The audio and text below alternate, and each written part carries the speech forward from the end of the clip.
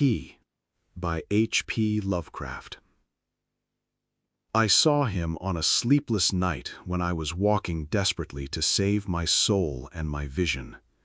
My coming to New York had been a mistake, for whereas I had looked for poignant wonder and inspiration in the teeming labyrinths of ancient streets that twist endlessly from forgotten courts and squares and waterfronts to courts and squares and waterfronts equally forgotten, and in the cyclopean modern towers and pinnacles that rise blackly Babylonian under waning moons, I had found instead only a sense of horror and oppression which threatened to master, paralyze, and annihilate me. The disillusion had been gradual.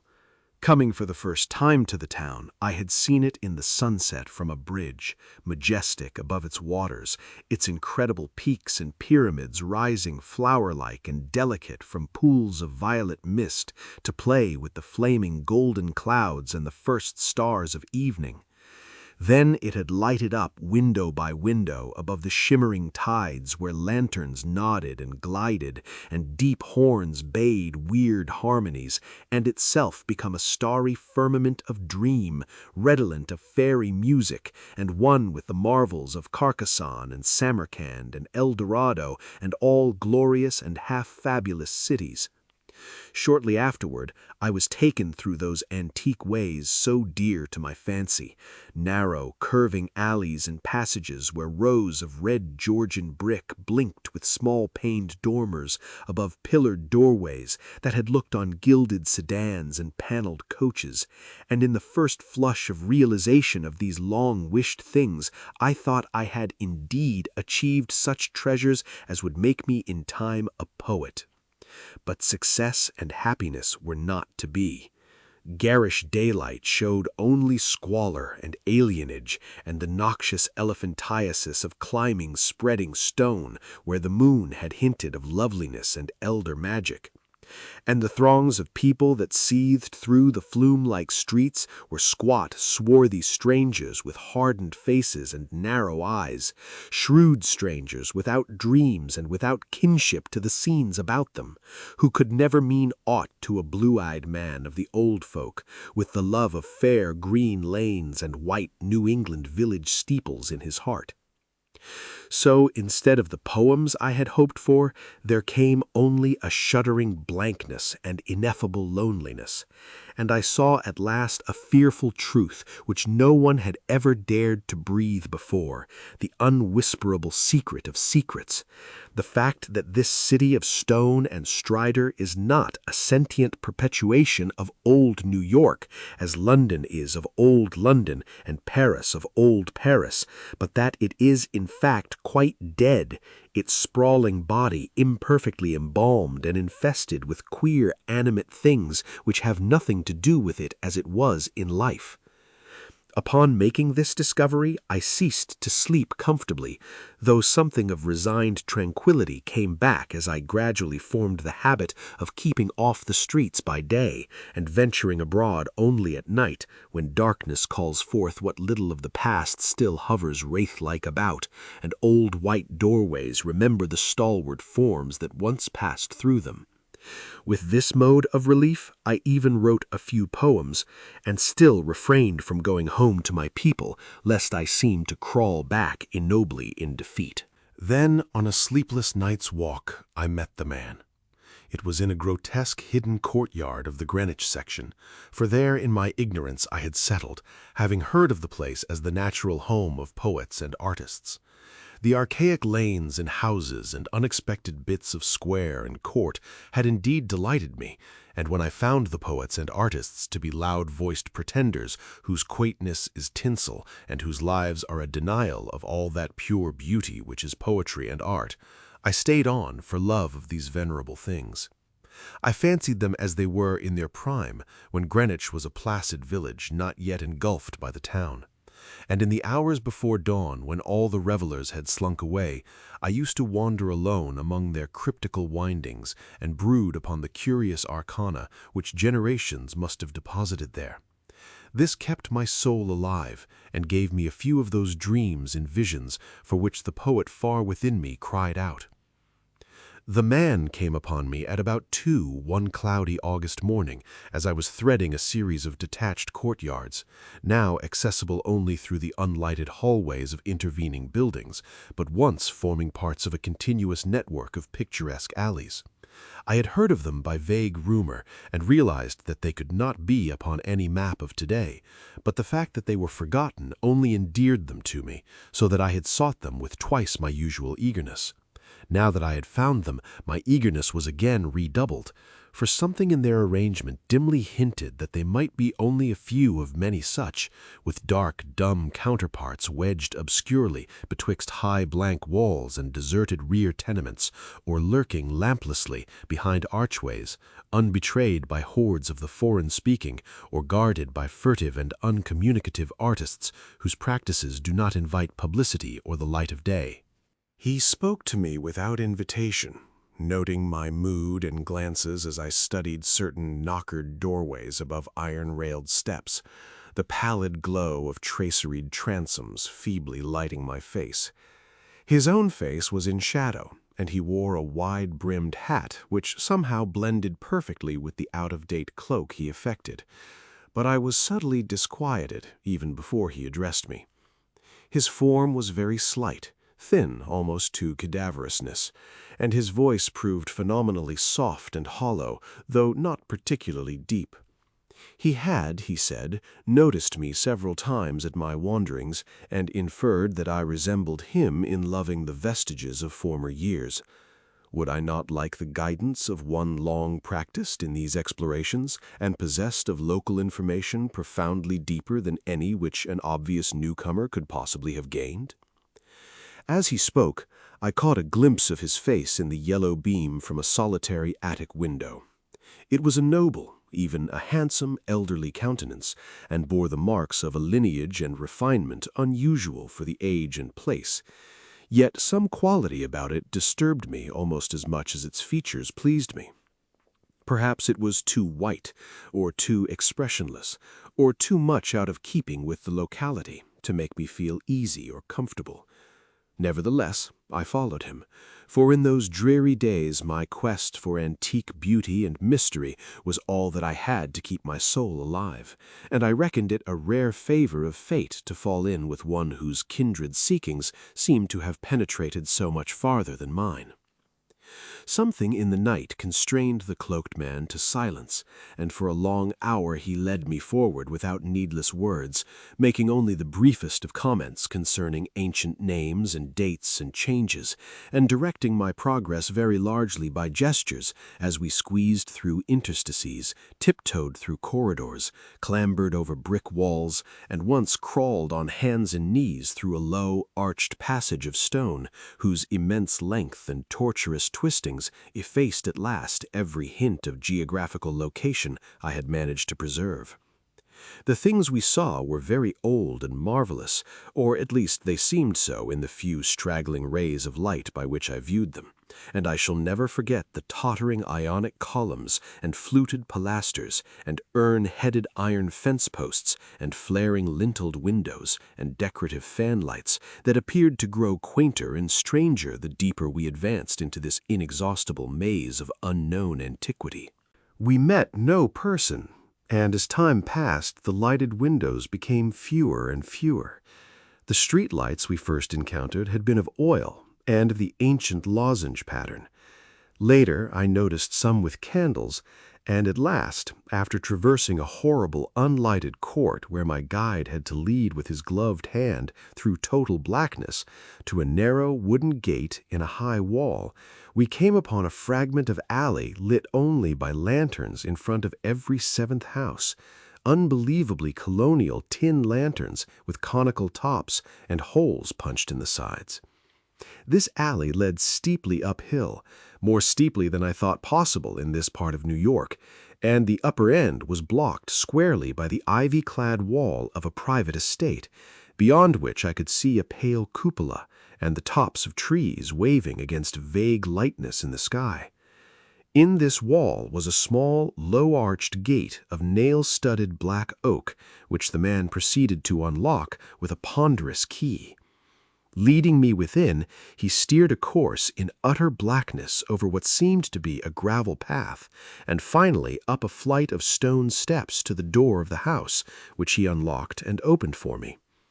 We entered, and as we did so, I grew faint from a reek of infinite mustiness that welled out to meet us, and which must have been the fruit of unwholesome centuries of decay.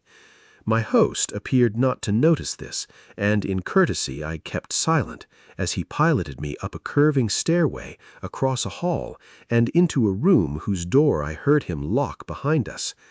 Then I saw him pull the curtains of the 3 small-paned windows that barely shewed themselves against the lightening sky, after which he crossed to the mantel, struck flint and steel, lighted 2 candles of a candelabrum of 12 sconces, and made a gesture enjoining soft-toned speech. In this feeble radiance, I saw that we were in a spacious, well-furnished and paneled library dating from the first quarter of the 18th century, with splendid doorway pediments, a delightful Doric cornice, and magnificently carved over-mantel with scroll and urn-top. Above the crowded bookshelves, at intervals along the walls, were well-wrought family portraits, all tarnished to an enigmatical dimness, and bearing an unmistakable likeness to the man who now motioned me to a chair beside the graceful Chippendale table. Before seating himself across the table from me, my host paused for a moment, as if in embarrassment, then, tardily removing his gloves, wide-brimmed hat, and cloak, stood theatrically revealed in full mid-Georgian costume, from queued hair and neck ruffles to knee breeches, silk hose, and the buckled shoes I had not previously noticed.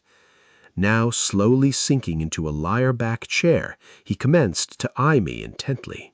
Without his hat, he took on an aspect of extreme age which was scarcely visible before, and I wondered if this unperceived mark of singular longevity were not one of the sources of my original disquiet. When he spoke at length, his soft, hollow, and carefully muffled voice not infrequently quavered, and now and then I had great difficulty in following him as I listened with a thrill of amazement and half-disavowed alarm which grew each instant. "You behold, sir," my host began, "a man of very eccentrical habits, for whose costume no apology need be offered to one with your wit and inclinations.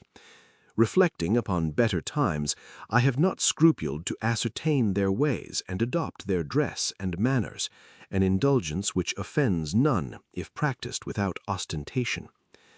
It hath been my good fortune to retain the rural seat of my ancestors, swallowed though it was by 2 towns, first Greenwich, which built up hither after 1800, then New York, which joined on near 1830.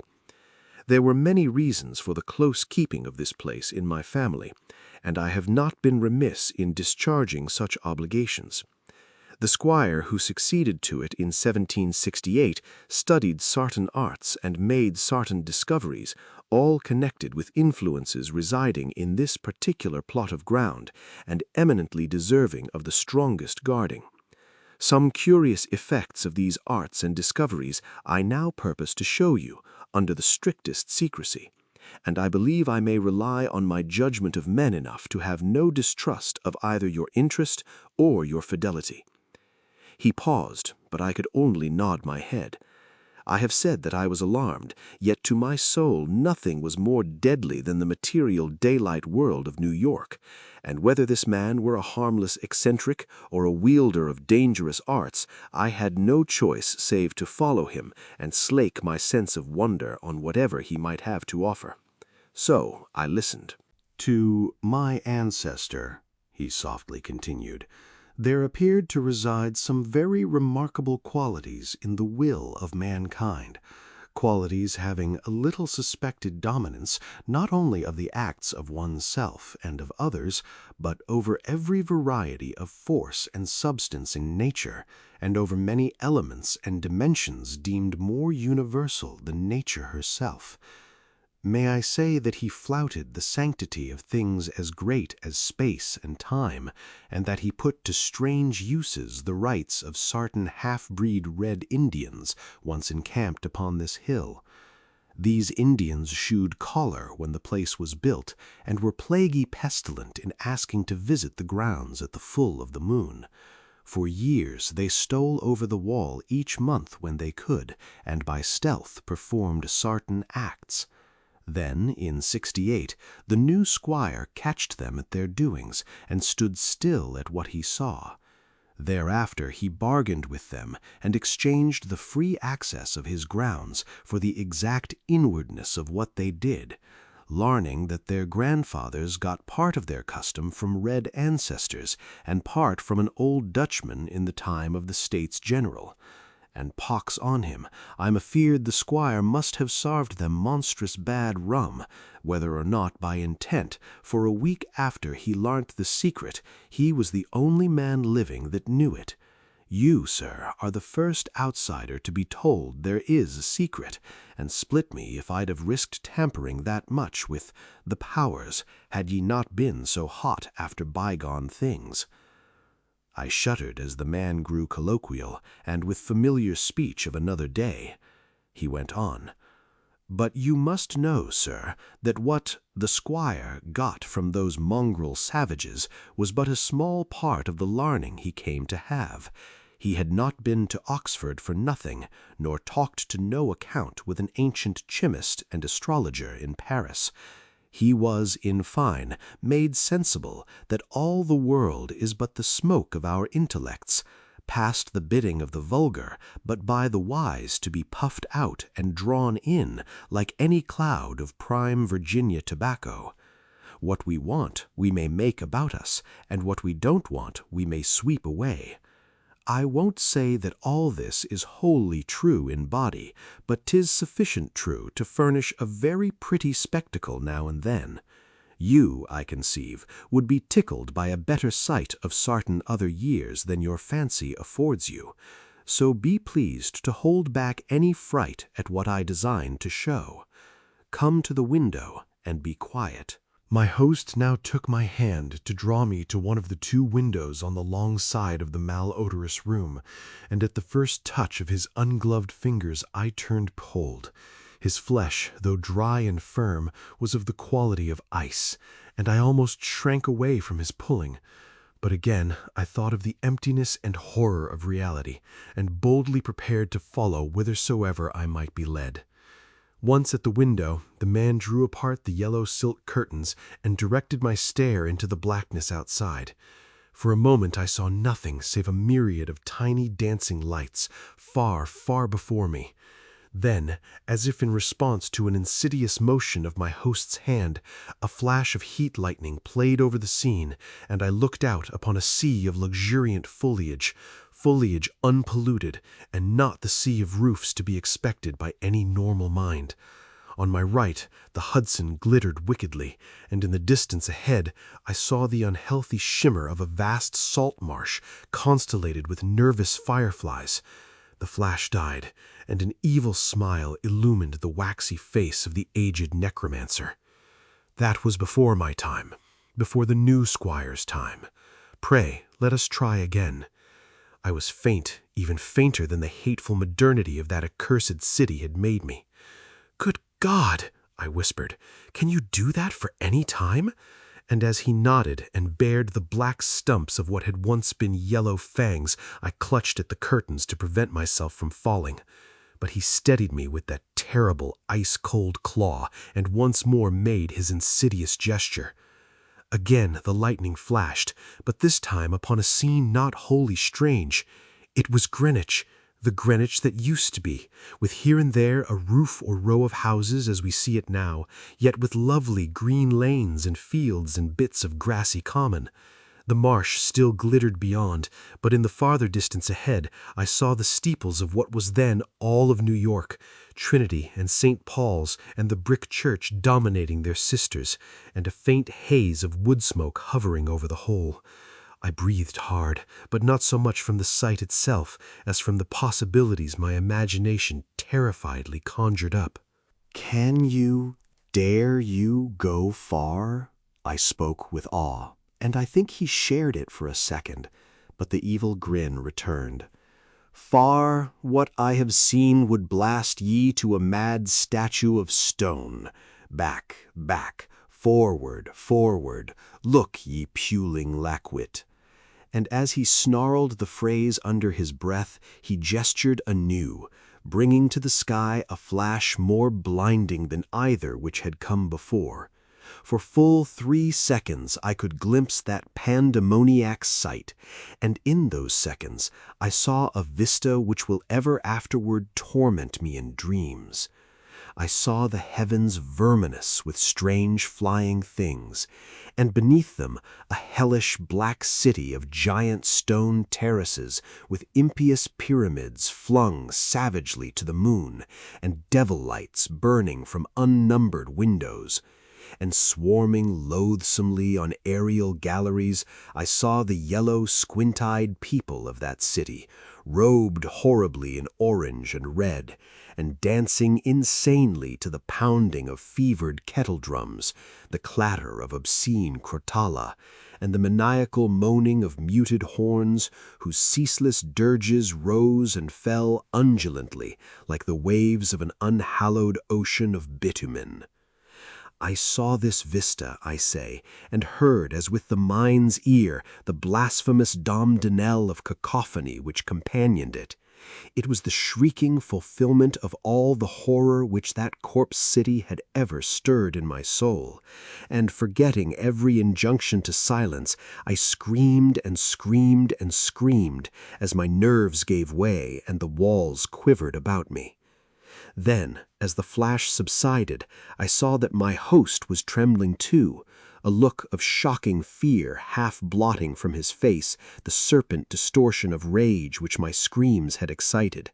He tottered, clutched at the curtains as I had done before, and wriggled his head wildly, like a hunted animal. God knows he had cause, for as the echoes of my screaming died away, there came another sound so hellishly suggestive that only numbed emotion kept me sane and conscious. It was the steady, stealthy creaking of the stairs beyond the locked door, as with the ascent of a barefoot or skin-shod horde, and at last the cautious, purposeful rattling of the brass latch that glowed in the feeble candlelight. The old man clawed and spat at me through the moldy air and barked things in his throat as he swayed with the yellow curtain he clutched. The full moon, damn ye yelping dog, ye called them, and they've come for me. Moccasined feet, dead men, gad sink ye red devils, but I poisoned no rum of yours. Han't I kept your pox-rotted magic safe? Ye swilled yourselves sick, curse ye, and ye must needs blame the squire. Let go, you, unhand that latch, I've naught for ye here. At this point, 3 slow and very deliberate raps shook the panels of the door, and a white foam gathered at the mouth of the frantic magician.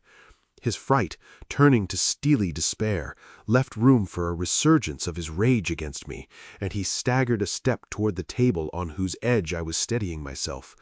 The curtains, still clutched in his right hand as his left clawed out at me, grew taut and finally crashed down from their lofty fastenings, admitting to the room a flood of that full moonlight which the brightening of the sky had presaged. In those greenish beams the candles paled, and a new semblance of decay spread over the musk-reeking room with its wormy paneling, sagging floor, battered mantel, rickety furniture, and ragged draperies. It spread over the old man, too, whether from the same source or because of his fear and vehemence, and I saw him shrivel and blacken as he lurched near and strove to rend me with vulturine talons. Only his eyes stayed whole, and they glared with a propulsive, dilated incandescence which grew as the face around them charred and dwindled. The rapping was now repeated with greater insistence, and this time bore a hint of metal. The black thing facing me had become only a head with eyes, impotently trying to wriggle across the sinking floor in my direction, and occasionally emitting feeble little spits of immortal malice. Now swift and splintering blows assailed the sickly panels, and I saw the gleam of a tomahawk as it cleft the rending wood. I did not move, for I could not, but watched dazedly as the door fell in pieces to admit a colossal, shapeless influx of inky substance starred with shining, malevolent eyes. It poured thickly, like a flood of oil bursting a rotten bulkhead, overturned a chair as it spread, and finally flowed under the table and across the room to where the blackened head with the eyes still glared at me. Around that head it closed, totally swallowing it up, and in another moment it had begun to recede, bearing away its invisible burden without touching me, and flowing again out of that black doorway and down the unseen stairs which creaked as before, though in reverse order. Then the floor gave way at last, and I slid gaspingly down into the nighted chamber below, choking with cobwebs and half swooning with terror. The green moon shining through broken windows shewed me the hall door half open, and as I rose from the plaster-strewn floor and twisted myself free from the sagged ceilings, I saw sweep past it an awful torrent of blackness, with scores of baleful eyes glowing in it. It was seeking the door to the cellar, and when it found it, it vanished therein. I now felt the floor of this lower room giving, as that of the upper chamber had done, and once a crashing above had been followed by the fall past the west window of something which must have been the cupola. Now liberated for the instant from the wreckage, I rushed through the hall to the front door, and finding myself unable to open it, seized a chair and broke a window, climbing frenziedly out upon the unkempt lawn, where moonlight danced over yard-high grass and weeds. The wall was high, and all the gates were locked, but moving a pile of boxes in a corner, I managed to gain the top and cling to the great stone urn set there. About me, in my exhaustion, I could see only strange walls and windows and old gambrel roofs. The steep street of my approach was nowhere visible, and the little I did see succumbed rapidly to a mist that rolled in from the river despite the glaring moonlight. Suddenly, the urn to which I clung began to tremble, as if sharing my own lethal dizziness, and in another instant my body was plunging downward to I knew not what fate. The man who found me said that I must have crawled a long way despite my broken bones, for a trail of blood stretched off as far as he dared look.